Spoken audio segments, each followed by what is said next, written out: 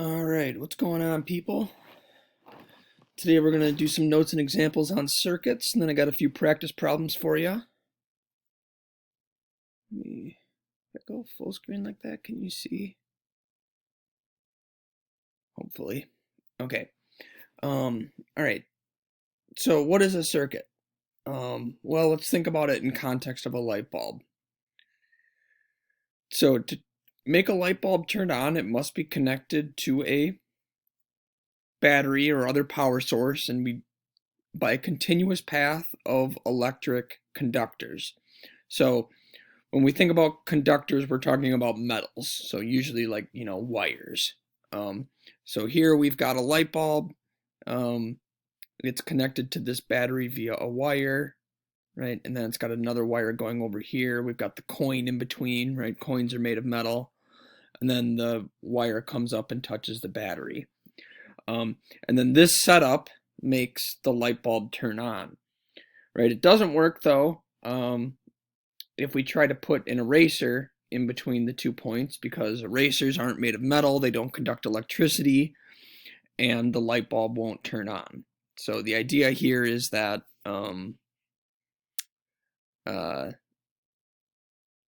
there needs to be like a continuous path of conductors or metals to make the light bulb light up.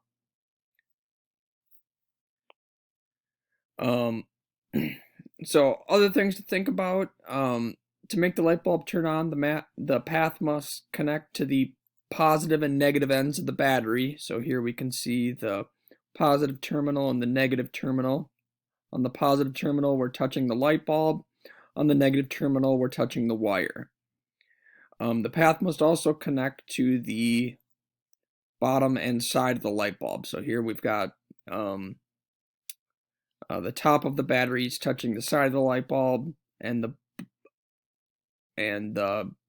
bottom of the light bulb is touching the wire here. And it just makes a continuous path.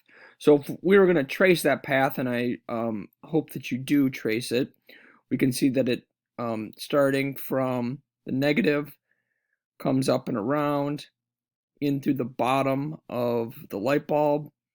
That feeds up to the filament up at the top here, feeds down into the side of the light bulb, and then that feeds into the positive end of the battery, and then back to the negative end. So that would be like the path that the electricity would take in this circuit. Electric current. Electric current describes the flow of electrons through a circuit. You could also think of it as describing the flow of electricity through a circuit. Depends how you want to think about it. Electric current is usually given the symbol I, so that might be a little bit confusing. Why isn't it like an E or a C or something? Well, I can't really tell you, but we use an I to represent electric current. Electric current is usually measured in the units amperes or amps for short, and those are usually given the symbol A. So, for example, if you measured the current in a circuit to be 12 amps, you would write that as I, remember that's the symbol for current, equals 12A, because A is amps. Amps are the units for current. And then electric current is usually measured with an ammeter. So that's like the device that we use to measure current. Electric current always flows from the negative end to the positive end of a battery. So current goes from negative to positive. There are two main types of electric current: direct current and alternating current. So direct current flows in one direction. So usually we'll either draw it as going like clockwise or counterclockwise in a circuit. Alternating current reverses direction in a regular pattern. So it'll go clockwise, and then it'll go counterclockwise. Then it'll go clockwise, and then it'll go counterclockwise. And it'll just keep alternating back and forth, and that's why we call it alternating current.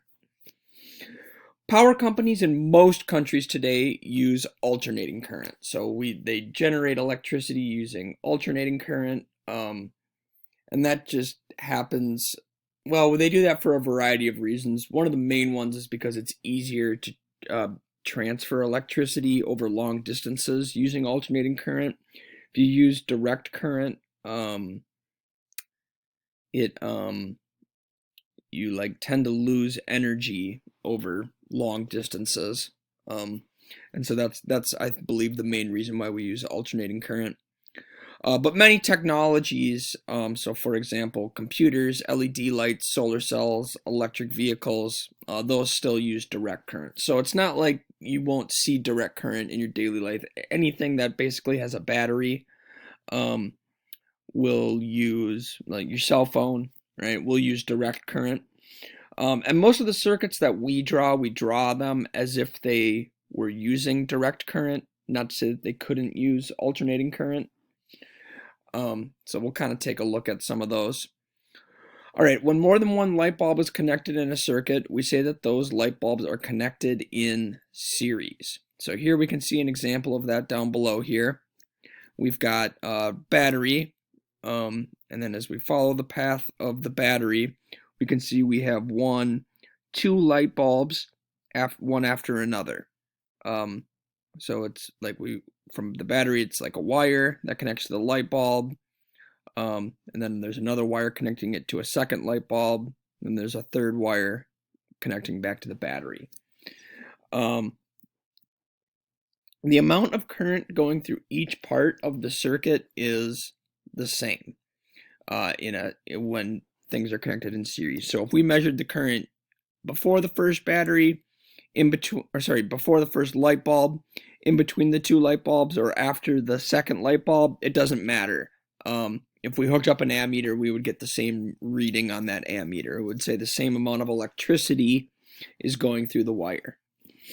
If the current is stopped at any point along the path, the current will not continue to flow. So like, for example, if I took a scissors and cut the wire right here, well, the current would stop flowing, and if we tried to measure the current anywhere along this wire, we wouldn't see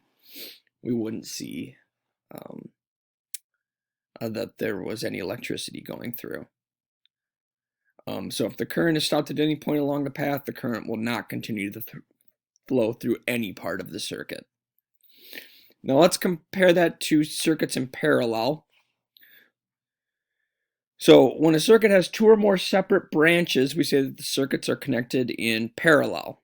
So here, if we were to like follow the path of the electricity, we could see it could go through and go this way and go through this first light bulb and light it up.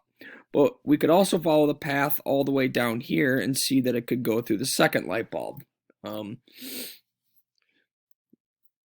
And so each part of the circuit can have a different amount of current going through it. Doesn't necessarily have to be a different amount, right? Like if these two light bulbs, if they're the same wattage, then it won't make any difference. I don't think you'll measure the same current going through the light bulbs. But let's say one of these was a 30-watt light bulb and the other one was a 70-watt light bulb, right? Which means they will resist electricity going through them differently. Well, then one of them will have more current and one of them will have less current. If the current through one pathway is stopped, the current will continue to flow through one of the other pathways. So let's say I cut the wire right here. Well, the electricity would still be able to flow through this, going through the bottom light bulb. And if I cut right here, the electricity could still flow through going through the top light bulb, right, if I only cut it in one place. By the way, this diagram to the right here, that's it's called a circuit diagram. I'm going to go over those in a second here, but essentially these two pictures are showing the same thing. It's just the top one's a little bit more abstract. It's showing it with symbols. We'll kind of get into that in the next slide. So, symbols when drawing circuits. Well, let's just go back to the last one. This thing right here is the battery up on top, right? And so we represent that with a long line and a short line. We represent our light bulb with like a circle and an X. And then if we're going to represent a wire, we just kind of do that with these little lines in the box. So here, that's a battery. the positive end is the long end and the negative end is the short end. And electric current, it always goes from positive to negative. And so you'll need that when you have to draw the flow of electricity. Down at the bottom here, that's a light bulb. And then an ammeter, remember, that's how you measure how much electricity or how much electric current is going through one of the wires. We represent that with a circle and a little A in there. And then these lines here, those are wires that are connecting up the different devices. So there would be like a wire going from the battery to the ammeter, going from the ammeter to the light bulb, and going from the light bulb to the battery in this circuit. Okay, so let's get some practice drawing circuits. You're going to draw a circuit below. The circuit must contain 2 light bulbs in series and a battery. You must also indicate the direction that the current is traveling. So let's quickly go through this. We're just going to start with just a rectangle. Then we'll draw the battery. And then we'll draw the 2 light bulbs. Right, they're in series because as we go around, it'll be one and then the other. Okay, and then the current always goes from negative to positive, so it always goes from the short one to the long one as we go around. It'll just look kind of like this, would be the path. All right, let's try another one. Draw a circuit below. This circuit must contain 2 light bulbs in parallel and a battery. You must also indicate the direction the current is traveling through each pathway.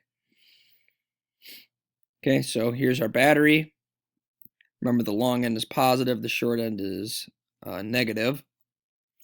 And then, since it's going to contain 2 light bulbs in parallel, there needs to be 2 paths for the current to go on. So that's why I'm adding a second line down the middle here.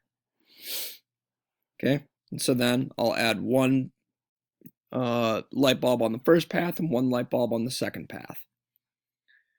All right, so then if we were going to draw it out, the first path would go like that. And then I'm going to add the lines for the second path, right? Because you could travel down the first light bulb or you could travel down the second light bulb.